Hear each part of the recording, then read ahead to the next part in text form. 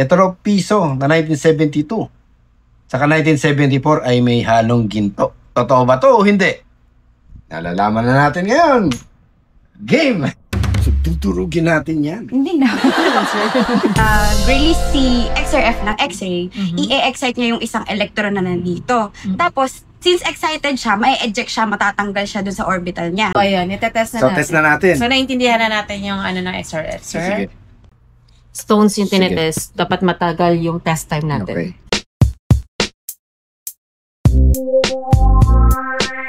Ako si Angelo Bernardo. Welcome sa Dekada Collectible Show. Pipicture namin dito ang mga coins, collectibles, vinyl records, toys, books, antiques na dumadaan sa amin. At mag-interview din kami ng mga collectors and dealers. Siyempre, hindi mawawala ang ating mga picks at mga pasyal na may kinalaman sa collectibles. Tara, kwentuhan tayo. Kasama natin yun si Miss Abigail ng Vanta. Olympus Vanta na XRF. Pasok po. Nag-message sa inyo, sir. Ipakita ko na lang sa inyo, sir. Ay, kami may results. Eh, may results na pala eh. Hindi, pero may iba akong dala, sir. Okay. Dala mo yung results mo. Hindi pa ako nakapadaan ng UPC. Pero paano nakuha itong results mo? Inimin na lang sa akin, sir. Pwede naman daw Kainimin. May light elements. Iron, sulfur, silicon, magnesium. Ano ini-expect nyo dito, sir? Kung ano yung... Pero meron kaming dalang example na... Meron kaming dalang ano. Sige, tingnan natin. Tumunan natin yung bato para Sige, sir. maano natin. Test natin. So, sa pagbato, ano yung settings natin dyan dapat? So, gagamit tayo ng XRF analyzer. So, ang method na gagamitin natin is geochem. Since yung samples ni sir is stone or bato. So, siguro ang pinakaunang titignan natin dito is, syempre, kailangan muna nating linisan. Tulad ng sinabi ko kanina. Kasi i-excite niya yung... Pwede mo natin yung duraan tapos... Ay, hindi sir. Wag naman, sir. Linisan So, may ano po ba yung elements na in-expect niyo dito, sir? Sa ngayon, ayoko pa kung ano yung makita Okay, sige. Okay, so ano to? Dinala mo sa akin to dito dahil tingin mo ay meteorite siya. Sir. Yes, sir. So, si Abigail may kasama siyang Sakto yung graduate ng Kmers. Si ano pa? Si our product executive, so expert siya sa XRF analyzer. So, So, siyang license of chemist. License na chemist dyan. Okay. Chemical technician po. So, familiar ka ba kung ano mga klaseng elements yung nandun sa isang meteorite? Usually po, iron, nickel, silicates, sulfide. So, dapat nalalabas po dyan. May Fe, Ni, nickel, ayun. May nickel. Sulfur, Yes. Okay. Sige. Ano yung light element mo? Light elements. Ayan, tama. Magtanong ka, okay lang. Yung tinatawag po nating light elements, yung mga elements po before magnesium sa periodic table po, mga hydrogen, helium, yung pong mga magagaan. Oxygen. Carbon, ion. oxygen, ayun po. So, hindi niya kayang i-XRF yung mga gases. Yes po. Kasi XRF technologies. yes po. Limitation po kasi ni XRF technology na ang kaya niya lang talagang i-detect is from magnesium to uranium because yung mga light elements po is sobrang hina na ng fluorescence energy niya. Hindi na kayang i-detect ng detector po. Okay. Ano yung fluorescent energy? Siya po yung ine-emit ni electron kapag po na-excite siya. So, say for example, yung XRF theory po kasi, di ba, meron po tayong electron. Ito po yung nucleus niya and may orbitals po siya. So, sa mga orbitals po na yun, may mga electrons po na nandun. Tapos, pag po nag-release si XRF ng X-ray, i-excite niya yung isang electron na nandito. Tapos, since excited siya, mai-eject siya, matatanggal siya dun sa orbital niya. Tatalsik siya sa orbital. Mawawala po siya dun sa orbital niya. So, Pagka magkakaroon po ng empty space dun sa orbital niya. So, kailangan ma-fill in yung orbital niya na nawalan ng electron. So, bababa po yung electron na from lower energy. Sa pagbaba niyang yun, may marirelease siyang fluorescence energy na yun po yung dinedetect ni XRF analyzer natin. In other words, nagre-release siya ng light. Tama ba? Yes po. Since fluorescence energy po siya. Tapos, yun pong fluorescence energy na yun, unique po siya for every element. So, kaya So, natin malalaman. Meron siyang wavelength, meron siyang specific na spectrum Energy, sa yes. ilaw. May Yes. specific energy po siya na para masabi ni XRF analyzer na oo, ito gold to, ito silver to. So, ganun po nag-work nickel si to, ito XRF magnesium to. analyzer. Pwede ba ako kumasang ko, miss?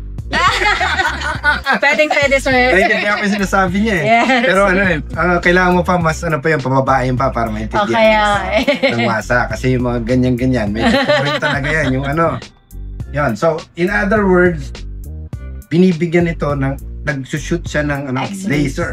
Yes. Laser. Tapos yung laser na yon nagiging excited yung yung Electrodes. chemical composition nito. Dahil Yes. nagiging excited siya, nag-i-emit siya ng parang Umi-impact siya dito. ilaw, Bounce pabalik. siya dito. Pabalik. tapos yung ilaw na yon, merong spectrum of light yun na specific sa isang element. Kunyari, kunyari gold, gano'n. Yes. Mm. Kunwari, Yung gold may nickel. specific na wavelength yun ng ilaw na nadidetect nito Yes. pag na-excite siya dun sa So ano nga ba yung sinushoot na ng laser dito? Ba't na-excite yung mga elements? X-ray po. X-ray. So ano yan? Radioactive yun. Yes. Yes po. Pero yung yun nga, tulad nga ng sinabi namin, since yung XRF is battery operated siya, yung sa radiation naman niya, mahina lang naman. So, Hindi pa rin itong pwede barilin sa taas. pero hindi pa rin po siya. Ewan ko na yung gagawin niya. Bako. Like ginano. Kung ayaw mo na pong magkaroon ng maraming lahi, sir. Ako ka ba talaga? Yes, sir. Bawal po. Bawal po. Kung nang may gold pala yung tao sa loob. Yes, sir. So, Yan. ayun. Itetest na So natin. test na natin. So, naintindihan na natin yung ng XRF, sir. Sige. So, ayun. Itetest na So natin. test na natin. So, naintindihan na natin yung ng XRF, sir. Sige. So, yung XRF pala is surface technique. So, ibig sabihin, kung ano yung natutok ng XRF natin, ng X-ray natin, yun yung i-emit niya, ilalabas yung result. So, yan. I-spot natin dito sa spot. Sa samples na to. For a while, sir. Tinasan ko pala yung sa na to. Test time. Ayan na. Ayan na. So hindi mo na kailangan XRF. Hindi, kailangan mo mag-XRF pero sa amin, dahil nga may vlog tayo, libre to. Pero pag walang vlog to, may charge to. Yes po. hindi mura to ha, million Yes, to. million.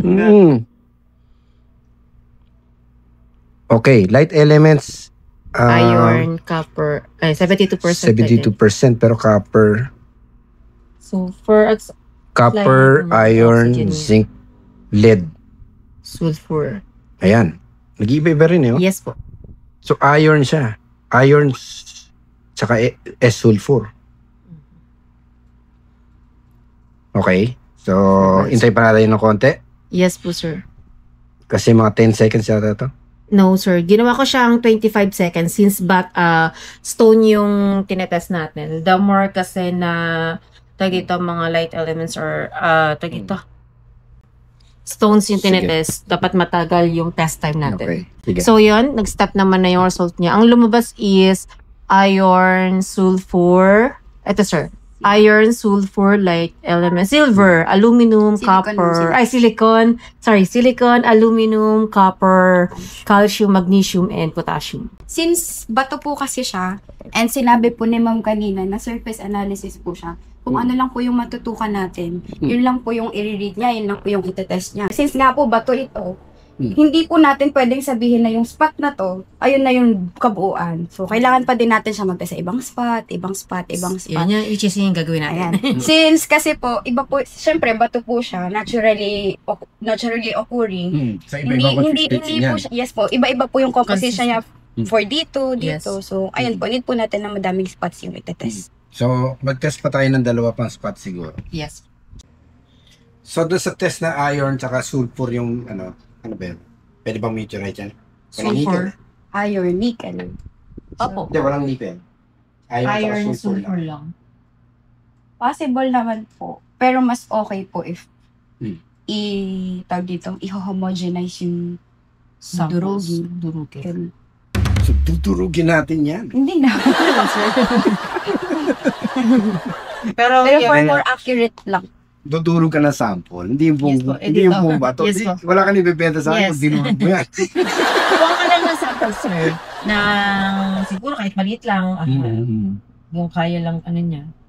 So, para lang maging homogeneous lang yung maging result. Yes, sir. Okay. Kasi nga, tulad nga ng sabi ko, surface technique lang ang XRF natin. So, sabihin, sa spot lang na to, in 100 microns, parang ganyan lang, ganito lang kakapal. So, yun lang yung kaya niyang na-emit ng XRF natin. So, yun. Ganun pa rin yung result niya. Iron. LE siguro dahil meteorite yung, natin, May SiO, carbon, ganon. Tapos, sulfur, silica, magnesium, aluminum, zinc, phosphorus, and ano to? Calcium. Tawagan natin si Christian. Ganun talaga siya, sir. Kahit yun sa pinakamalinis. Iron, zinc, copper, Yun talaga yun. manganese, arsenic. May arsenic. Yung arsenic, lason yun. Lason yun. Kaya, pag nag-handle kayo ng bato, bago kayo kumain, siguraduhin yung Yes. maghuhugas kayo ng kamay. So, dahil Always ginawa wash your natin hands. to, Oo. Di ba? Yung iba nga, inaamoy pa yan eh. wag. Ayun. Sama. Wag. Wag nga nating, kunwari na may Arman, hawak na to. huwag mo amoy yung mga samples yung mo. ganun, tawag doon, yung ipapahit agad sa mga sensitive bodies natin, like yung eyes, ears, mouth, nose, ganun. Pero meron siya, parang nagre-range lang siya, sir, sa 0.01%, pero meron pa rin. Ay, naku, dinidikit ko na yung salamin. Unconsciously. Diba? Ito naman sir, pwede niyang mamagnet yung Ano ba to?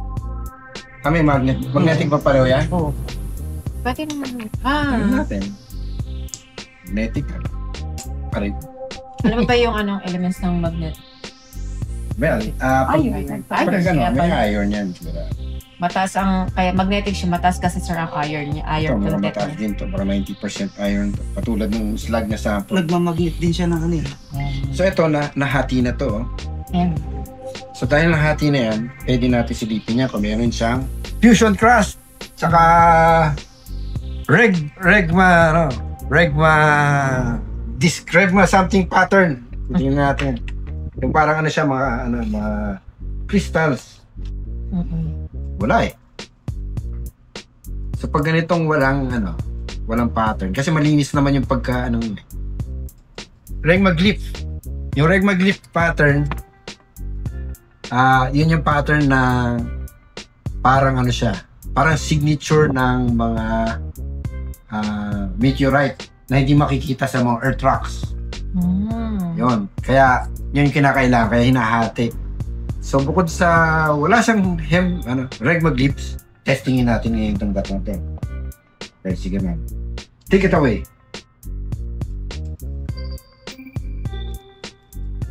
Alright, sir. So- Itetest natin sa mismong may cut. Okay, sa may cut mismo. Kasi, bakit may cut? Kasi yun na yung talaga Yung pinaka-bare niya. pinaka-loob niya yan. Hawak ko. Okay lang po. Okay lang, sir. Oh, well, kasi may x-ray tayo. About time na x-ray. Sige. Interesting ito. So, ang applications nito ay meron kang applications sa construction, di ba? Yes, sir. Sa mining din, meron din ba? Yes po, sir. Sa mining, pwede siya sa mining. Mas labi yung samples. Eh, nakaka mo na. Hindi, sir.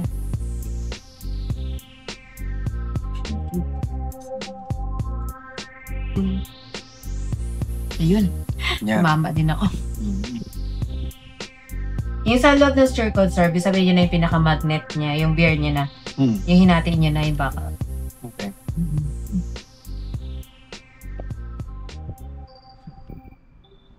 Iron, manganese, chromium. Meron talaga siyang arsenic, sir. Meron, no? Bukas tayo na, So, taas pa ang- naman ng ES. Ang hinahanap natin dyan, dahil iron siya, para maging iron, meteorite yan, ang kailangan niya is, meron siyang kahalong nickel na at least 5 to 15% o 20%. Walang nickel, sir. So unfortunately, dahil yung yung sample mo ay walang nickel, Ay, more on iron lang po. more on iron lang siya, 96%. Kaya ang lakas sa magnet nito kasi Pure iron. halos pure iron siya. Yes. 96% iron. 96% Tapos may iron. manganese. Kaya makinis. Tapos may manganese siya. So, yun yung ano niya. So, ang ano ko dito, ang verdict ko dito, ito ay isang iron slag. Ayos na. Wala Or siya. iron ore. Yung iron ore, yung naturally occurring iron. Kasi may pinanggagalingan yung iron. Galing naman sa mga bato talaga yun, yung mga bakal-bakal. Galing naman sa mga bato yan. Ito yung pinanggagalingan niya. Ganun, iron ore. So yan. Ito, Kanina, kanina, ano siya? iron, ano yun? Silica, Tama. Iron, silica, magnesium, zinc, Okay. calcium, sulfur, So, ano tingin mo? phosphorus, aluminum. Hindi po ako makapag-verdict.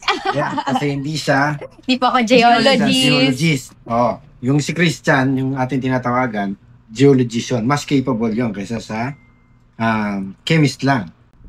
So, napakadali. Basta may ganito ka. Hindi mo na kailangan maghintay ng pumunta sa laboratory. Yes, seconds lang.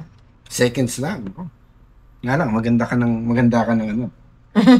Barya lang to, mura lang to. Hindi ko na sabihin yung presyo. Si sir na lang kausapin Oo. niyo for the price. Contact me for inquiries. Ano pa yung mga companies naman na nakita? Ano sir? Iron, Ilang silica. Iron niya is 55%. Ito, lakas ng magnet ito eh. Kasi ang taas ng ano sir eh. Kasi iron na iron to. 96% iron talaga. Hirap na tanggalin. Didibang tayo ng mga urban legend ngayon.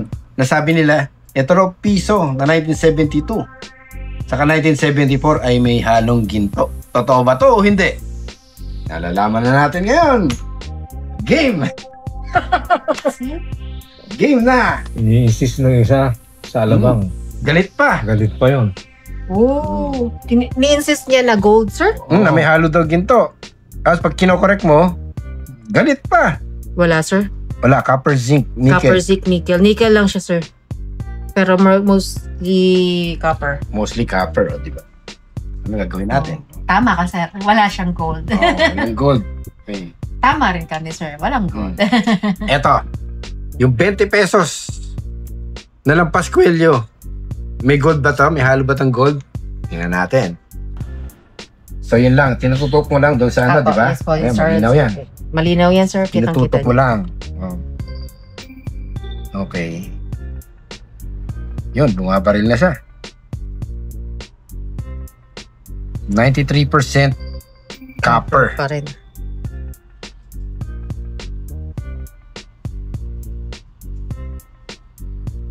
Kaya pala siya, sir, nag-field or kinakalawang gawa ng hindi siya pure gold. Mhm. Wala siyang gold. And the Copper, iron, copper, Kasi ang gold, and kahit 1,000 years na yan, tin. Tingga. dapat ito mga 90% yata. 90% silver. Okay. Kasi tingnan natin. Dapat hindi bababa sa kanan. Pag binigay niyo sa akin yan, siguro lahat ng coins ko, gaganyanin ko, no? Ah, yeah. Libo-libong coins, gaganyanin ko. Wala talaga, sir. Wala akong magagawa. Wala lusot eh. X-ray to eh. Oo, yun. Ito po yung ano eh. $1. $1 na Morgan dollar. Okay. 1896. 1896. So, eto, dapat silver to. Yan. Pero sa itsura niya, hindi yan yan. Itsurang fake ito. Sa, Itsura kahit pala. ba na natingnan to, kahit XRF to. Sabi sa Kahit nakapikit siguro ako, ganyan. Ano ko na yan? Hindi siya silver. Okay, dahil hindi siya silver, fake siya. So, para makasiguro, kasi maraming pa rin kahit sabihin natin, bakit mo nasabing fake? Ganon. Aawahin ka pa. Hindi, gold yan. O silver yan. Ngayon, wala na tayong choice. Wala na tayong choice kasi meron tayong extra rep. Sige, may magpapakita. Abigail, Yes. take it away. Yes. So, yung kanina, ginamitan natin siya ng geochemistry method. Ito naman, since ang gustong makita ni sir is precious metals method naman yung igagamitin natin. Which Okay. is silver. Silver, okay. So, same like yung gagawin natin. In a seconds, 15 seconds. 15 seconds, okay. Lang natin siya. Hindi nga. Galing na sir. Oh, Hindi siya silver. Copper siya. Copper, zinc, lead. LED. May LED. O, di ba? Copper zinc siya. So, ang copper Kaya- zinc ay Kaya brass kulay, tayo. apo. Brass o bronze? Anong chemical Chemist. composition ng bronze? Miss Chemistry. Alam ko po, meron siya copper. Copper. Hindi po ako metallurgy. Hindi siya metallurgy. So, Chemist talaga siya. chemist talaga siya. Okay. Siya yung parang sa Breaking Bad. Oh, Si Walter White.